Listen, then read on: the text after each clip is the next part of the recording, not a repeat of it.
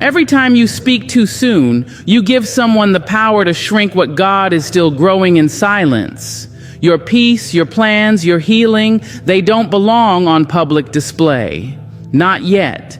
Not every soul deserves front row access to your becoming. There is a quiet wisdom in the way the earth brings forth life. A seed does not scream its arrival. It does not announce to the world that it has begun to sprout.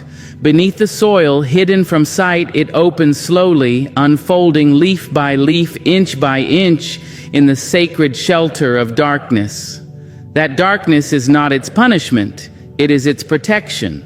Because everything meaningful, everything truly beautiful, begins its life away from eyes that cannot yet understand it.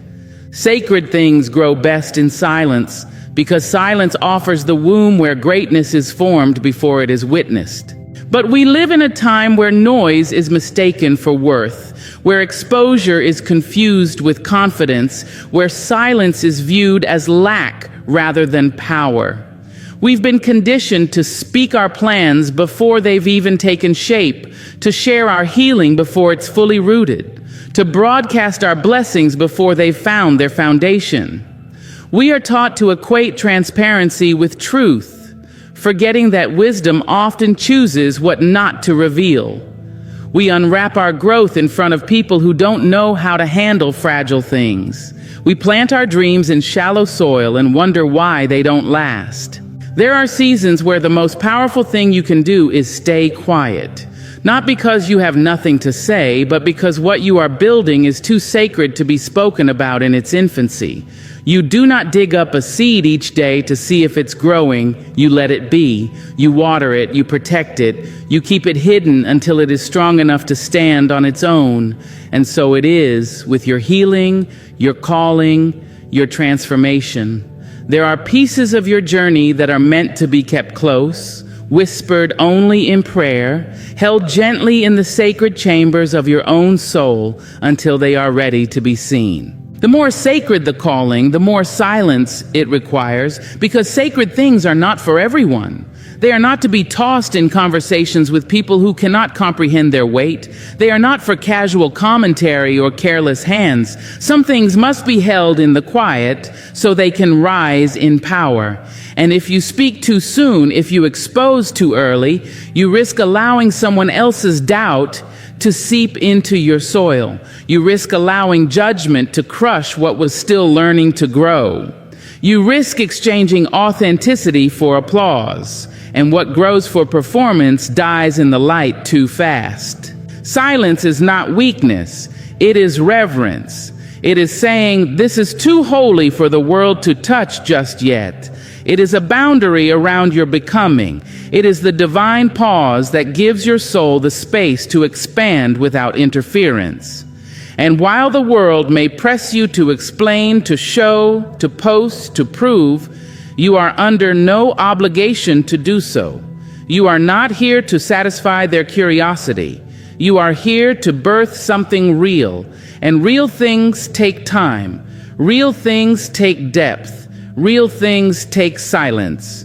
You may feel misunderstood in this season. You may feel invisible, but do not confuse invisibility with insignificance. What is hidden is not lost. What is quiet is not weak. The most sacred moments of life, the healing, the forgiveness, the surrender, the rebirth, happen not under spotlights, but under shadows, in the silence of your own spirit, in the stillness where only you and the divine reside. And it is in that stillness that you gain the clarity, the strength, the anointing to rise, not rushed, not raw, but ready. Ready to speak when the time is right, ready to shine when the roots are deep, ready to reveal not just a version of yourself that was half grown, but a masterpiece formed in holy silence. There is a deep loneliness that grows in the heart of someone who has been betrayed by the very ears they trusted. And not all betrayal comes loud. Some come soft, wrapped in a nod, disguised as understanding, cloaked in false empathy. Just because someone listens does not mean they care. Just because someone is quiet when you speak does not mean their silence is safety. You must learn this truth if you are to protect your peace. Every ear that listens is not a friend. There are those who draw close, not because they cherish your voice, but because they hunger for your story. They want to know your next move, not to celebrate it, but to watch it falter.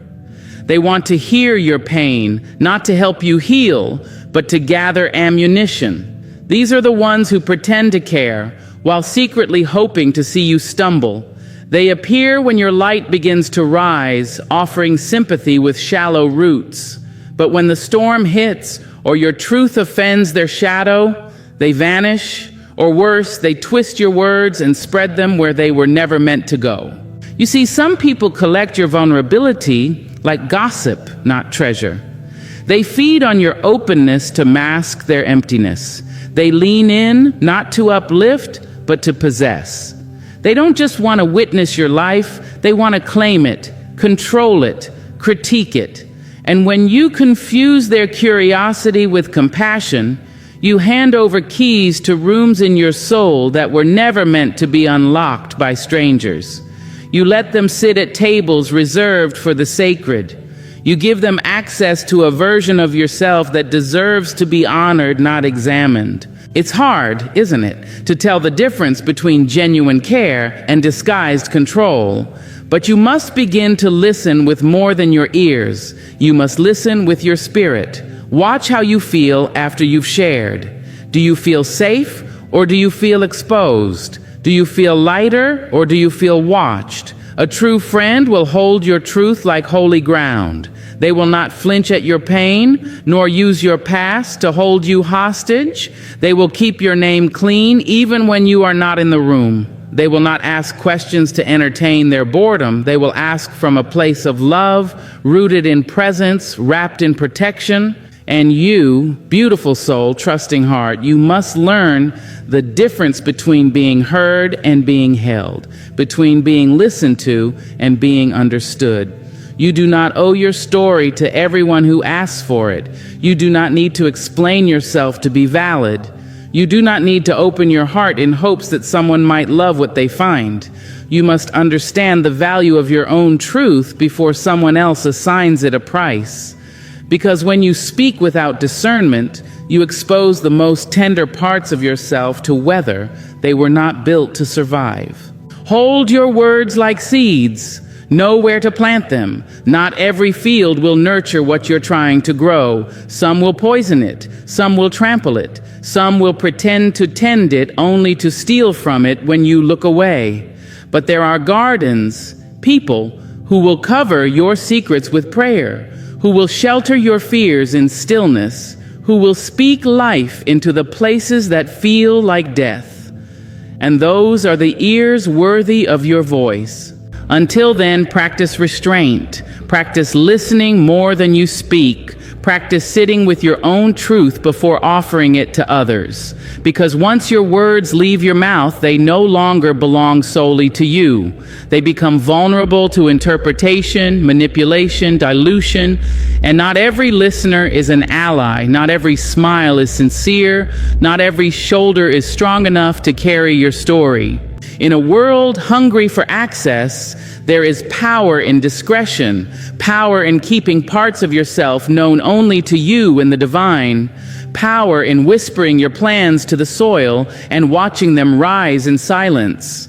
Let them see the fruit when it's time, not the planting, not the process, not the prayers you cried when no one else was looking. Let them wonder, let them guess, let them miss the details. Because when your peace becomes more important than their praise, you will stop giving away your voice to anyone who simply knows how to listen. There is something sacred about a dream, especially one that comes to you in silence, wrapped in longing, touched by fire. A dream is not just an idea, it is a divine whisper placed in your soul, a vision only your spirit can truly understand. And because it is sacred, it must be protected. Not shared carelessly, not dragged into the marketplace of opinion for judgment and approval. Because once a dream is placed in your heart, it belongs first to you and second only to the God who gave it. It is not for everyone's commentary. It is not for public vote. But we are taught far too often to expose what is precious before it's ready. We're encouraged to put it out there, to build in public, to get feedback. And sometimes that's wise, but not always. Not in the early stages. Not when your dream is still fragile, still forming, still dependent on your belief to survive. Because people can only see from the level of their own vision, and if they've never dared to dream beyond survival, they won't understand your desire to build something that stretches toward the stars. Some will try to reduce your vision to something safer, something smaller, something that makes them more comfortable. And if you're not rooted deeply enough in your own why, you'll start editing your dream to fit their understanding. You'll start shrinking what was supposed to stretch you. You'll start dimming what was meant to illuminate your entire life. And before you know it, you've traded destiny for approval, legacy for permission, calling for consensus. A dream should not be handed over like a question. It should be guarded like a flame, because it's not just the dream that needs protecting, it's your faith in it. The dream is vulnerable while it's growing. Like a newborn, it must be swaddled, nourished, and kept warm with vision and belief. Exposing it to the cold hands of skepticism too soon can kill it.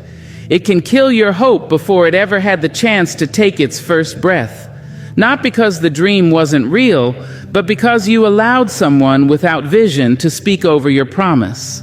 You must be careful who you let speak into your soil. Not all feedback is fertile. Not all critique is crafted with care. Some people offer advice laced with envy. Others disguise their fear as wisdom. And many are simply too wounded to believe in anything bigger than what they've already known. That's not your burden to carry. Their disbelief does not belong to your dream. You are not selfish for keeping your vision to yourself.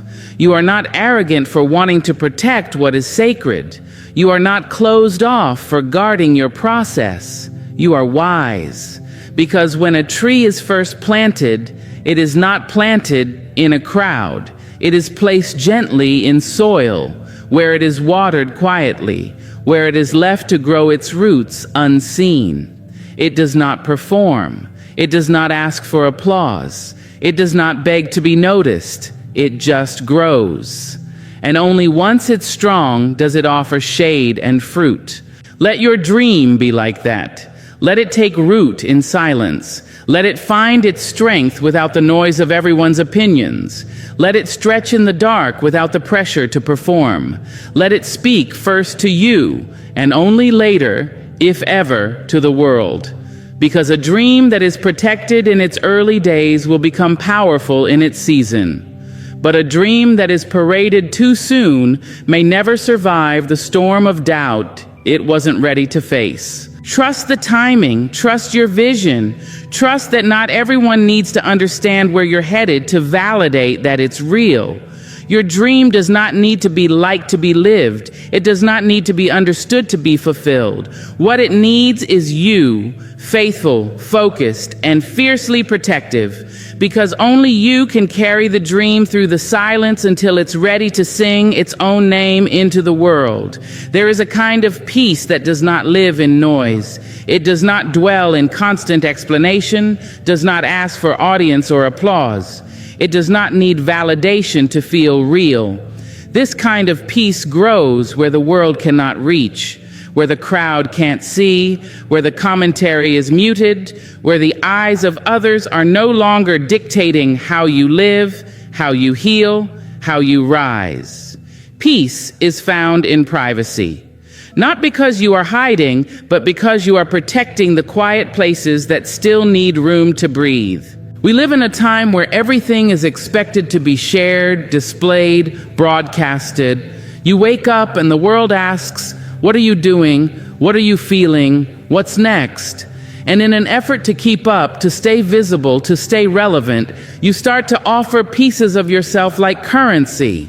You give away your joy before you've even had time to sit in it. You speak your healing before you've even healed. You share your pain while it's still bleeding. And slowly, without realizing it, you start performing your life instead of living it. But real peace, the kind that stills your soul and quiets your thoughts, doesn't come from being seen. It comes from being still.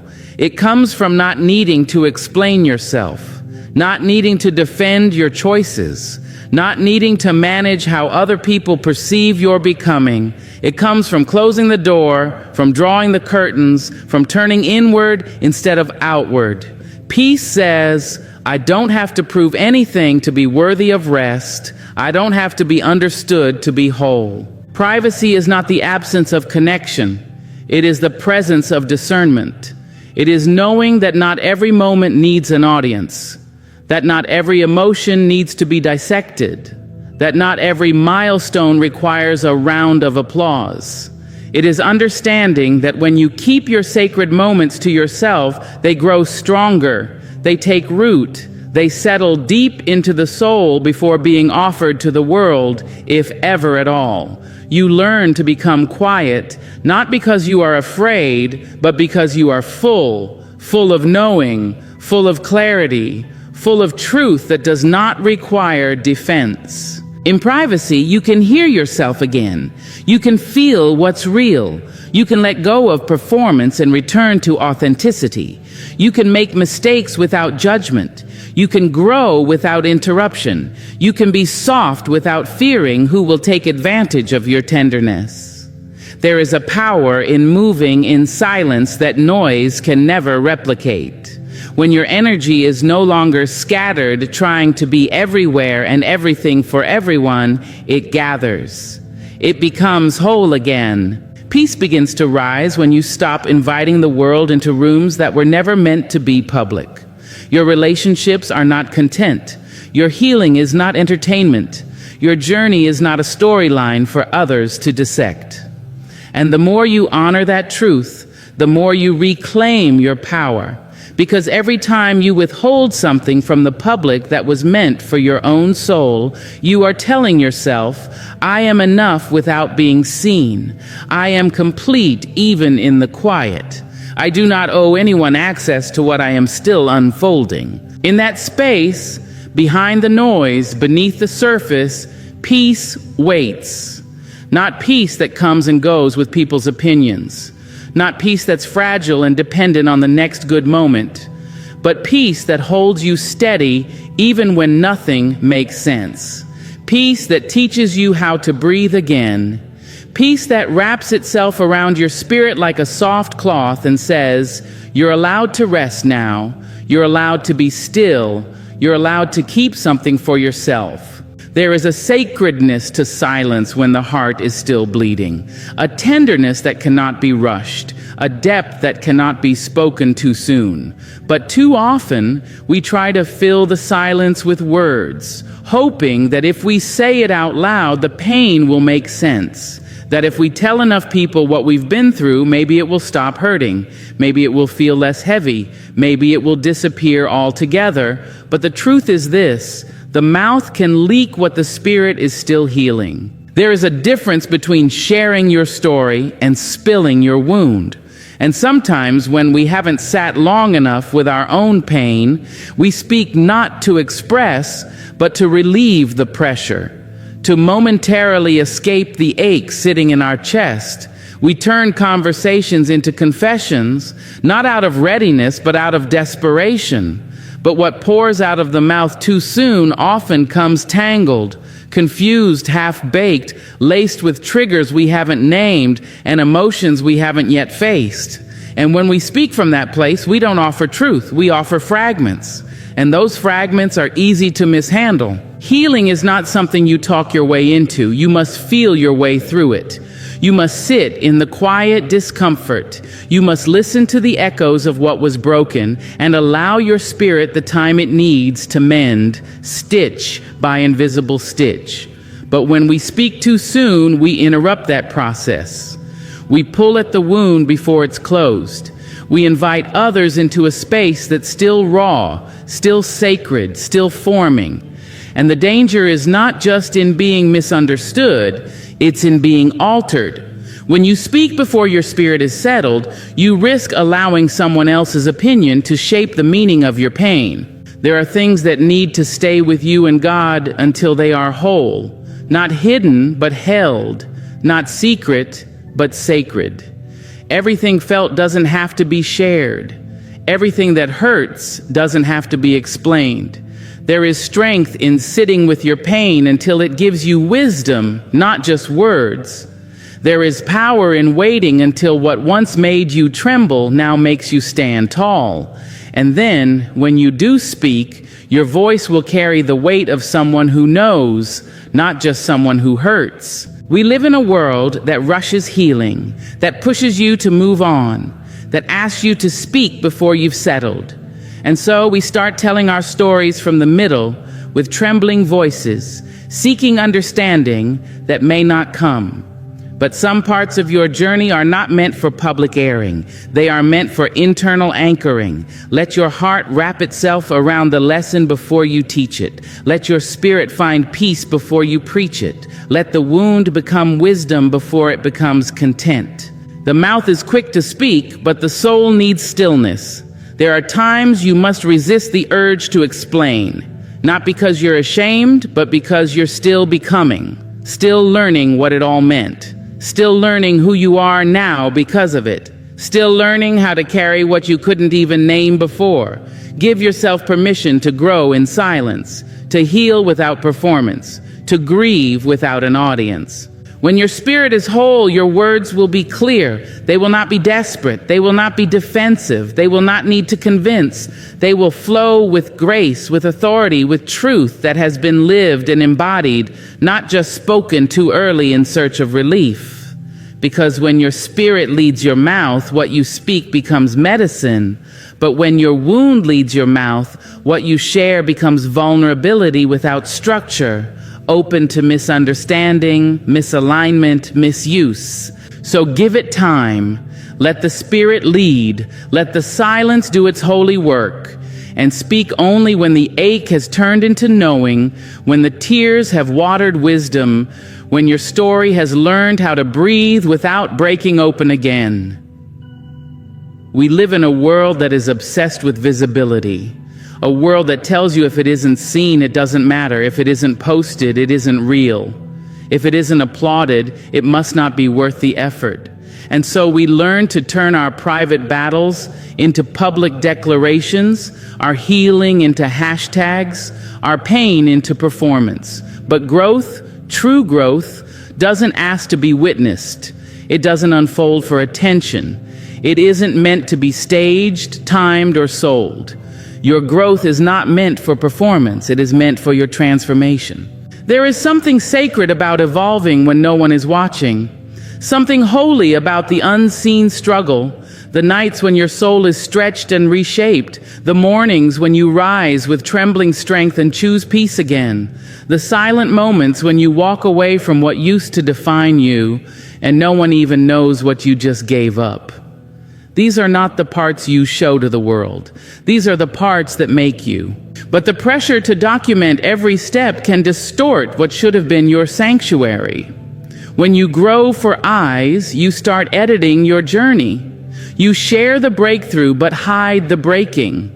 You show the bloom but silence the buried seasons. You begin to curate your transformation to make it palatable, presentable, and worthy of applause, and soon the authenticity fades. You begin to perform progress. You say what sounds enlightened but have no time to embody it. You look healed but feel hollow, because performance chases perfection, but growth demands presence. You don't owe your evolution to anyone's expectations.